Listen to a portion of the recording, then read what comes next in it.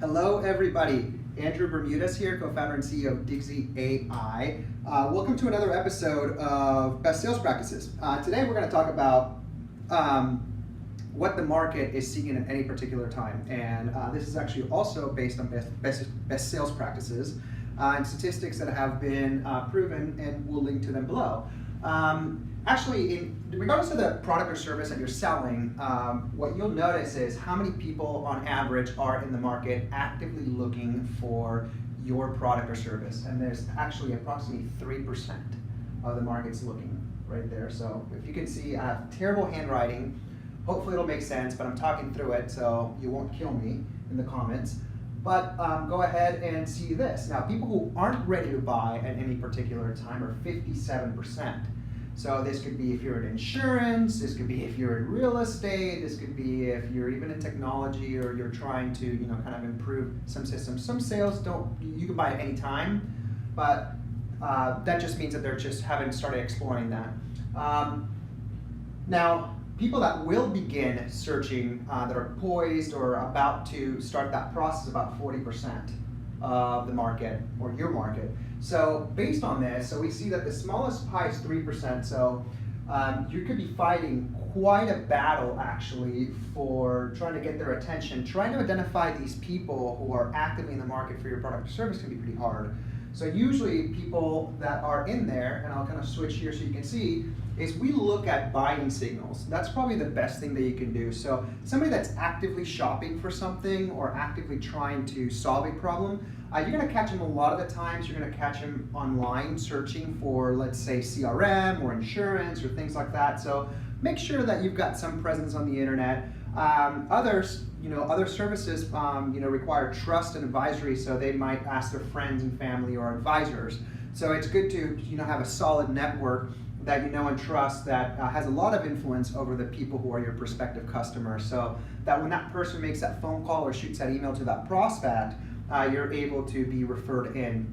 And there might be other, depending on your market, there might be other buying signals, but I highly suggest that you pay attention to that, break down, okay, what does my buyer, what does my customer do when they're actively looking for, let's say, property, or they're looking for insurance, or they're looking for software? What path do they go? Like, how do they try to immediately solve that problem? And you can find opportunities there, but keep in mind that the market is pretty small and highly competitive, because now they're out in the market talking to everybody.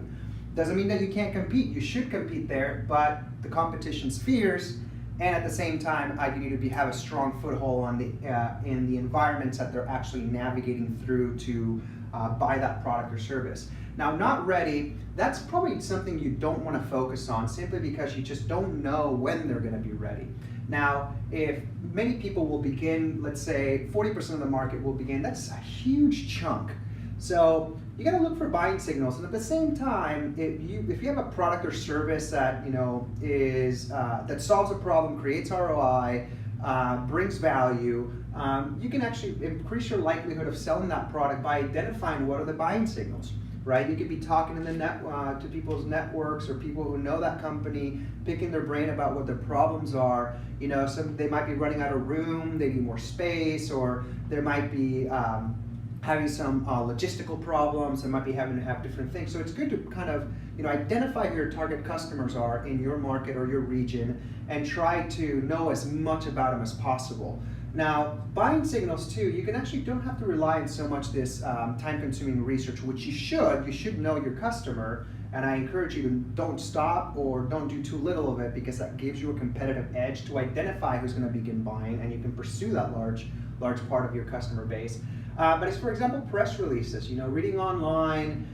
Somebody has an issue, or if press releases. I gotta spell this correctly.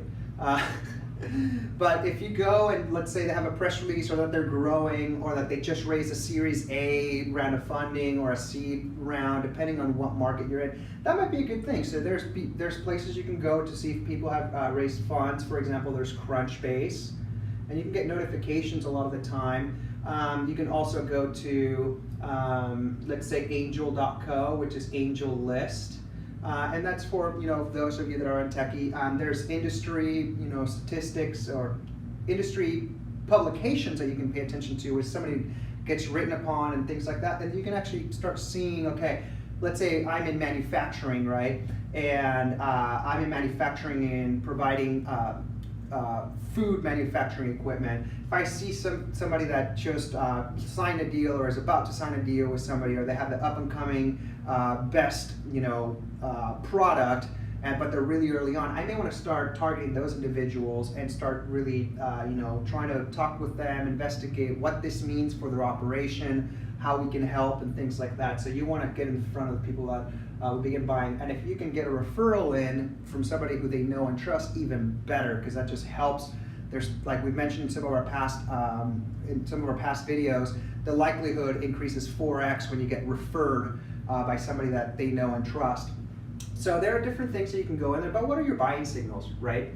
So it might be press releases, it might be there in the newspaper, in a publication, Crunchbase. One that people don't think about is actually going to job listings.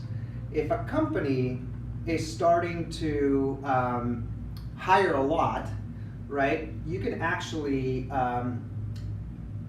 see that they have many postings and they're hiring like crazy. Most likely they're growing, and if you're a larger enterprise sale or you deal with more bigger customers, you can start reaching out by seeing that they're hiring a lot of people and reach out to them and try to connect with them somehow.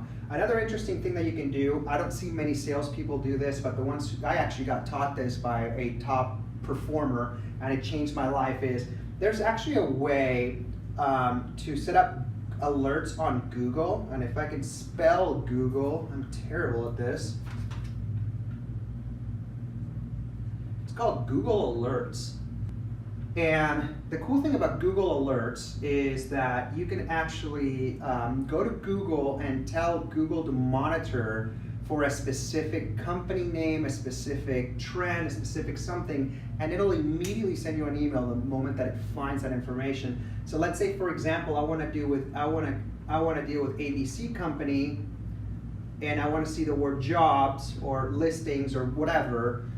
Google will actually send me a notification alert letting me know. So my target, I can actually start automating some of the stuff here, so I can reach out to them, and the moment that I see a certain combination of things that I want to look out for, I can actually go in and pursue that account. So keep this in mind. The most important thing is highly competitive with active buyers. You have to be where they're searching, so make sure that you're in their environment where they're actively searching and that you're in their network.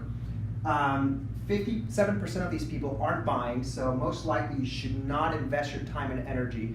Like I mentioned before, there are some products and services which you can sell to anybody at any time, but if you're on one of those, like the client needs to be ready, their insurance is expiring, or their lease expiration is coming up, or they're hiring a ton of people, they have a shipment coming in, or they need equipment, or it doesn't matter whether you're like in B2B or services sales. If you're in product sales usually people can sell at any time, depending on the product.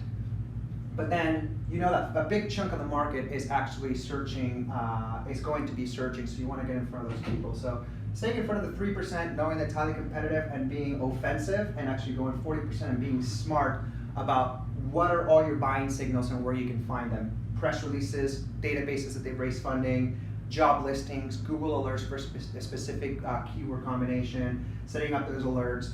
We'll link at the bottom a resource that shows you how to set up Google alerts. So you can download that, and it'll just be a quick instruction for you. But aside from that, yeah, I hope this sort of helps clarify your targeting efforts so that you can actually go out there and crush it in sales. Until next episode, Andrew from Digsy AI, and thank you for joining us. And don't forget to subscribe below, and if you like this video, throw it a like as well. Thank you.